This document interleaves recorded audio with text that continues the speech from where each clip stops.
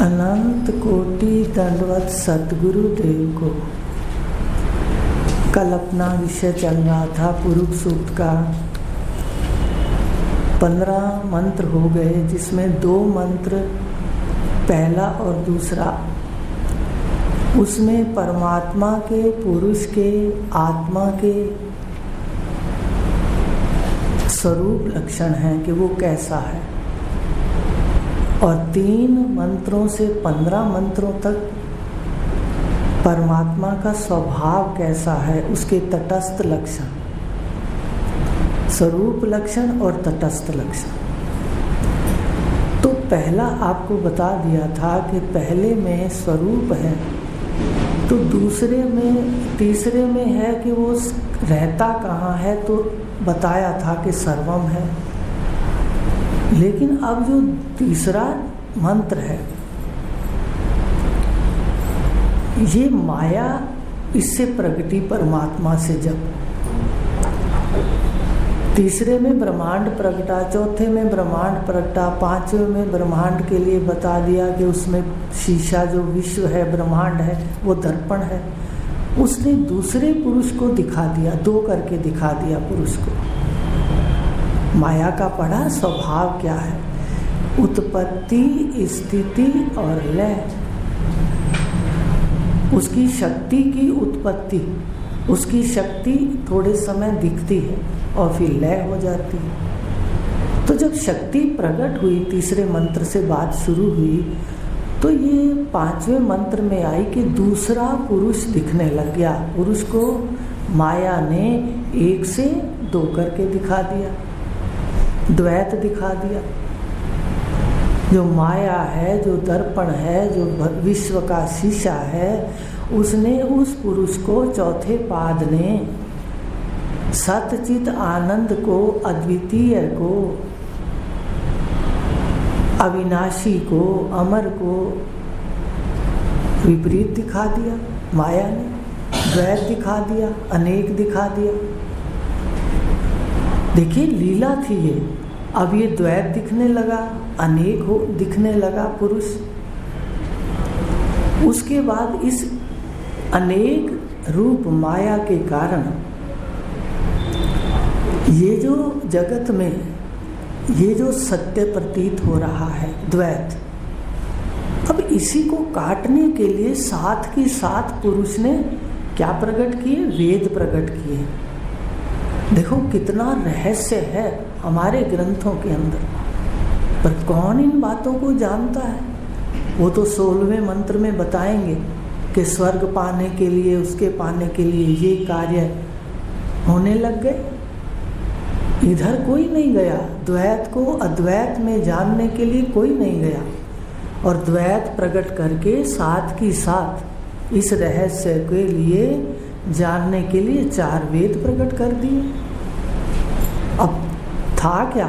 वेदों को अध्ययन करना था। वेद माने जानना, द्वैत माने अज्ञान। तो अज्ञान परमात्मा का माया ने दिखा दिया, द्वैत दिखा दिया। कुटस्थ को चलता फिरता दिखा दिया, अमृत स्वरूप को मरने वाला दिखा दिया, अन्न से बढ़ने वाला दिखा दिया, और साथ में वेद दे दिए। उसका नाम रख दिया वेद। वेद माने जानना। अब इस द्वैत को जानना था वेदों के द्वारा, लेकिन ये किसी का ध्यान नहीं गया। बस जो भी जगत में आया उसने ज्ञान प्राप्त नहीं किया और बस संसार के अंदर बह गया। इसलिए हमारे उस वेदों का क्या ज्ञान है? उस वेदों में ब्रह्मांड को पुरुष का शरीर दिखाया। उस द्वैत को अद्वैत की ओर ले जाने के लिए ब्रह्मांड में पुरुष का शरीर दिखा के एक एक अंग बता दी, कल्पना कर दी। कल्पना कहा है, व्यदधु गतिधावै कल्प्यन। क्या कल्पा? क्यों कल्पा? उस द्वैत को समझाने के लिए कि द्वैत में अद्वैत ही विराजमान है। उसके लिए वेदों में कल्पना कर दी। पुरुष के अंग कर दिए, सूर्य नेत्र है, चंद्र उसका मन है। ये सारा का सारा ब्रह्मांड उसका शरीर बता दिया। और फिर बाद के अंदर क्या किया, ऋतुएं बता दी, सब बता दिया। और आखिर में 15वें में जाके कह दिया कि जो ये सृष्टि प्रकट हुई, जो ये द्वैत दिख रहा था, उस सारा द्वैत कहाँ से प्रकट हुआ? माया से, अव्यक्त से। शब्दों का परिचय भी ले लो। सबसे पहले अव्यक्त प्रकृति, शून्य, जो हमारे सामने सुषुप्ति में होता है, वो प्रकट होता है। अब उसके बाद सृष्टि होती है। तो 15वें में आके सारे ब्रह्मांड के जितने अंग बताए, जितना ही द्वैत था, उसको सारा स्वाहा कर दिया। 21 तत्व बता के स्वाहा कर दिया। 5 स्थूल भूत, 5 सूक्ष्म भूत, 3 गुण, 5 ज्ञानेंद्रियां, अव्यक्त बता दिया, महतत्व बता दिया, अहंकार बता दिया, सबको स्वाहा कर दिया। किसमें? जहां से सृष्टि प्रकटी थी उसी में ही स्वाहा कर दिया, अर्थात पुरुष के अंदर। पुरुष से सृष्टि प्रगति, द्वैत दिखने लगा, जो कूटस्थ है वो चलता फिरता दिखने लगा। और अंत में कहाँ स्वाहा कर दिया सारी सृष्टि को? उसी परमात्मा चेतन पुरुष ने। माया ने दिखा दिया, कुटस्थ को चलता दिखा दिया। तत् एजति तत् न एजति, उपनिषदों में कह दिया। ज्यादा समझ ना आए तो भगवान की तरह, जैसे भगवान ने कहा, अर्जुन इन बातों से अथवा लाभ क्या तुझे? तो ध्यान से देखो कि एक स्वप्न को देख लो। आप बिल्कुल कुटस्थ होते हो, पर आपसे सृष्टि होकर चलते फिरते भी हो। आप स्वप्न में चलते हो पर नहीं चलते। आप स्वप्न में कितने द्वैत रूप से प्रतीत होते हो, पर आप कुछ नहीं होते। आप अद्वैत ही होते हो। सृष्टि अपने अंदर से प्रकट करते हो, आप पुरुष ही हो। आप ध्यान से देखिए, ये एक देह में भी वो सब कुछ है जो ब्रह्मांड के अंदर है। सपन होता है, आपसे सृष्टि प्रकट होती है, आप में ही किलोल कर करके, आपको ही चलता फिरता दिखा करके, अद्वैत स्वरूप द्वैत दिखा करके आप में ही लीन हो जाती है। तो इसलिए पुरुष एवेदम सर्वम, पुरुष सर्वम है, उत्पत्ति है, प्रतीति है, लय है तो भी आप है। उत्पत्ति है तो प्रतीति है द्वैत की। द्वैत दिखना गलत नहीं, सुन लो ध्यान से। द्वैत की प्रतीति, द्वैत का भान, ये गलत नहीं है। द्वैत की प्रतीति, द्वैत का भान, ये गलत नहीं है। पर ये प्रतीति, ये द्वैत सत्य है, ये गलत है। प्रतीति तो जानकार को भी होगी, प्रतीति तो जानकार को भी दिखेगी कि ये माँ है, ये बहन है, द्वैत है, व्यवहार का द्वैत है। तो व्यवहार के अंदर अपने जैसे भी समाज के कार्य हैं, वर्ण है, धर्म है, नाम है, उसी के हिसाब से रहना। वर्तन माया में और दर्शन पुरुष के। तो पुरुष है एवेदम सर्वम। अब किस में आहुति हो गई? जो मंत्र पढ़ा था कि जो पुरुष सब में व्याप्त है, आहुत है, अपनी शक्ति को, अपने आप को सर्वत्र व्याप्त है, हर स्थान पर। और वो ही सारा का सारा ब्रह्मांड फिर उसमें आहुत है, आहुति हो जाता है, यज्ञ हो जाता है। ऐसे पुरुष को जानना है। अब जानना किसको था? वेदों के द्वारा जानना था ऐसे पुरुष को कि जो ब्रह्मांड में व्याप्त भी है, अद्वैत भी है, अमर भी है, सारी सृष्टि उसमें लय भी है। ऐसे अद्वैत पुरुष को जानना था। पर 16वां मंत्र क्या कहता है? हम ऐसा नहीं जान सके। हम आए तो सही जगत में, पर हमने वेदों की ओर मुख मोड़कर ही नहीं देखा। अगर सत्य कहें तो वेदों के जानने वाले विरले हैं, मिलते ही नहीं हैं। तो वेदों को ना जान करके देवी देवताओं को पूजना शुरू कर दिया। ये 16वां मंत्र पढ़ लेते हैं, अब आगे ले लेते हैं। ओम यजेन यजमय जंत देवास्थानी धर्माणि प्रथमा न्यासन तेह नाकम महिमान सचंत यत्र पूर्वे साध्या संति देवा। देखो इसका भावार्थ करेंगे, इसका शब्द अर्थ नहीं करेंगे, भावार्थ करेंगे। तो उसमें ये है कि जब ऐसे वेदों के द्वारा उस अद्वितीय पुरुष को, परमात्मा को, जिसमें सृष्टि स्वाहा होती है, लय होती है, जिससे सृष्टि प्रकट होती है, उसको ना जाना तो क्या किया सबने? देवताओं को पूजने लग गए। और देवता क्या है? देवता है परमात्मा से ब्रह्मा जी प्रकट हुए, और ब्रह्मा जी के श्वास देवता है। अब एक एक देवता के पास एक एक शक्ति है, हम सब जानते हैं।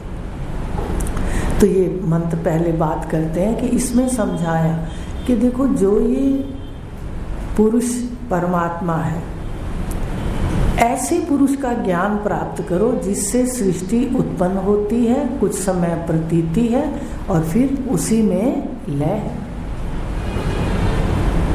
और ये जो ज्ञान है, ये ही सनातन धर्म है। नेह नाकम का मतलब होता है कि उस सनातन धर्म में, ये सनातन धर्म है, माने ये ही यूनिवर्सल, अंग्रेजी में कहें तो यूनिवर्सल ट्रूथ है। ये कभी नहीं बदलता। पुरुष से सृष्टि होती है, कोई जानता है या नहीं जानता, बाद में सृष्टि लय हो जाती है। आपसे स्वप्न में सृष्टि होती है, बात खत्म, कोई जाने या ना जाने।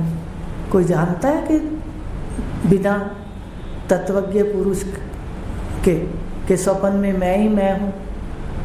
देखिए कितना बड़ा माया का पर्दा है कि स्वप्न हमारे सामने प्रकट होता है, मैं ही होता हूँ, पर स्वप्न से डरता हूँ।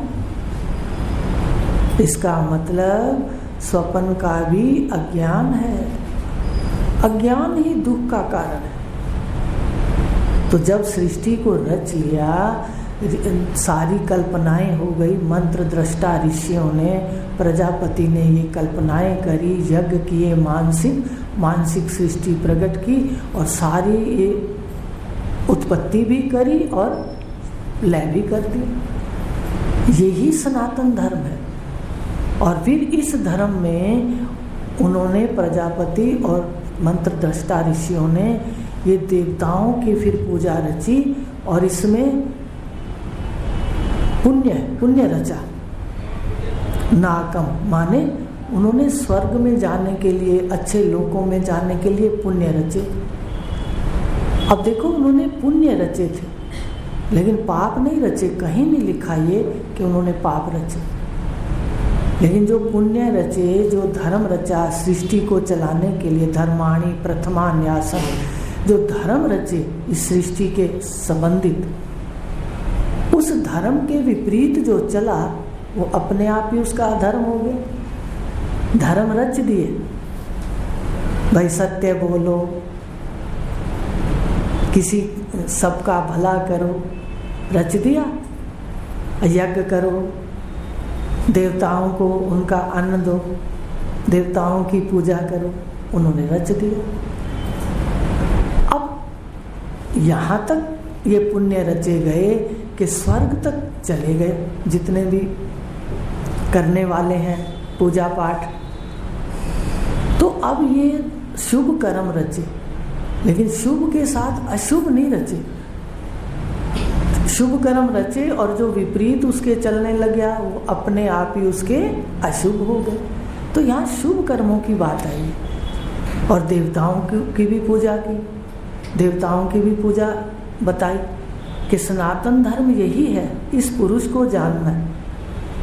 पर बाकी भी उन्होंने बात कर दी कि पुण्य कर्म करने हैं इस सृष्टि को धर्म से चलाने के लिए, इस सृष्टि के क्या धर्म है, कैसे इसमें व्यवहार करना है, उसके लिए धर्म रच दी। अब ये जो रचे देवताओं की पूजा, तो यहाँ एक विचार करने का विषय है कि देखिए ब्रह्मा जी परमात्मा से हुए, ब्रह्मा जी परमात्मा से हुए और ब्रह्मा जी के श्वास देवता है और देवता के पास एक एक शक्ति है मुख्य। अब ना जानकारी के कारण, पुरुष की जानकारी ना होने के कारण, पुरुष की आराधना, पुरुष की साधना ना जानकारी के कारण पुरुष की आराधना और पुरुष की साधना ना करके उपासना शुरू कर दी देवताओं की। उपासना जब भी करेंगे वहाँ द्वैत होगा, धर्म में भी एक जिसकी उपासना करेंगे, एक जो उपासना कर रहा है, और फिर जिसकी उपासना कर रहे हैं उसके पास एक ही शक्ति है। तो ऐसे तो एक एक देवता को अगर हम पूजते हैं तो सभी को तो सभी शक्तियां तो प्राप्त नहीं कर सकते, लेकिन अगर परमात्मा को, ऐसे परमात्मा को जिससे सृष्टि की उत्पत्ति, स्थिति और लय, तो देवता भी किससे प्रगटे? उसी पुरुष से। तो अगर हम परमात्मा की आराधना करते हैं, आत्म ज्ञान से आत्म सत्ता में स्थित रहते हैं और पुरुष के दर्शन करके व्यवहार करते हैं, तो वो सारे देवताओं की जो लाभ है वो इस मनुष्य को मिलता है। सारे देवताओं की जो शक्ति का लाभ है वो पुरुष को पूजने से मिलता है। और अगर देवताओं की शक्ति में जाते हैं तो एक एक देवता के पास एक एक शक्ति। तो जब तक अज्ञान होता है इस पुरुष का जो हमने जाना, तब तक जीव ऐसे द्वैत में रहता है। उपासना भी द्वैत में, ध्यान भी द्वैत में है। याद रखना, आप किसी का भी ध्यान करते हो वो कोई ना कोई प्रतीक है सामने। जैसे जाते थे तो हमें गुरु की मूर्ति दी गई कि इसका ध्यान करिए, कहीं और गए तो उन्होंने एक लिंग दिया, भाई इसका ध्यान करिए। आर्य समाज कहीं भी गए उन्होंने कहा ओम ले लो, इसका ध्यान करो। ध्यान, और उसमें भी द्वैत है। पर ये किस पुरुष की बात चल रही है? जहाँ द्वैत माया है और अद्वैत पुरुष सत्य है। द्वैत माया से है। अब तो आपको समझ आ गया होगा कि माया प्रगटी, उसने द्वैत दिखा दिया और जीव जैसे शरीर में आया उसने इधर भागना शुरू कर दिया। इसलिए अपने मूल को इसने नहीं देखा तो आगे आगे भागता गया। इसलिए कहा गया शास्त्रों में अध्यास हो गया, माने आधा देखने लगा, पीछे तो देखा ही नहीं, आगे ही निकल गया। तो इस तरह पुरुष को जानने से, पुरुष को जान लिया तो अब इसमें स्थित रहने से, आत्म स्थिति में स्थित रहकर आँखों में या सर्वत्र दर्शन करते हुए हम पुरुष की आराधना करें। अगर हम देवों की आराधना करते हैं तो फिर अधूरापन है। धर्म तो वहाँ भी है, स्वर्ग तक बताया इसमें कि स्वर्ग तक वो जा सकते हैं, देव को पूजने वाले भी स्वर्ग के कर्म रचे। कर्मों की बात आई कि उन्होंने कर्मों को रचा। कौन से शुभ कर्मों को? जो आपको स्वर्ग तक ले जाते हैं। तो फिर ये भी बता दिया कि जितने देवता हैं एक एक शक्ति है, आप एक एक पूजना चाहते हो या मूल को पूजना चाहते हो, ये आप मनन करें। तो इस तरह पुरुष सूक्त के मंत्र हैं, सुराग बता दिया। अब हमें स्थित रहना है, अपनी वृत्ति को पकड़ना है। मन कहीं जाता है तो उसको ज्ञान देना है कि अगर पुरुष में स्थित रहते हैं, जो है सर्वम, उसको देखते हैं, तो फिर सभी देवी देवता उसी का ही रूप है। उन देवी देवताओं में भी कौन बैठा है? अलग अलग शक्ति से, अलग अलग शक्ति से परमात्मा ही है, द्वैत। तो द्वैत से अद्वैत पुरुष है और पुरुष से द्वैत है वो माया से। ये बात ध्यान रखना। इसमें आया है माया प्रगति, छुपा लिया, तो हमें प्रत्यक्ष दिखना चाहिए कि सारा माया का खेल है और सारा स्वप्नवत है। स्वप्न को ध्यान रख लोगे तो जागृत समझ आ जाएगी। तो आज इतना ही लेंगे कि पुरुष, अब हमें उस ज्ञान को भगवान ने गीता के अंदर कह दिया अर्जुन को।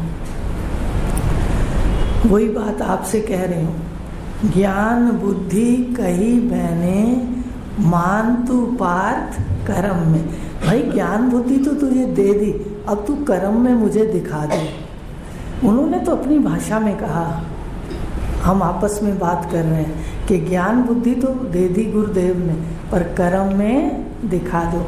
तो अब प्रयत्न होना चाहिए, बैठे तो देखें कि माया सहित है, सबके गुण हैं, 3 गुणों में भी नहीं फंसना और आकारों में भी नहीं फंसना। तो ओम पूर्णमद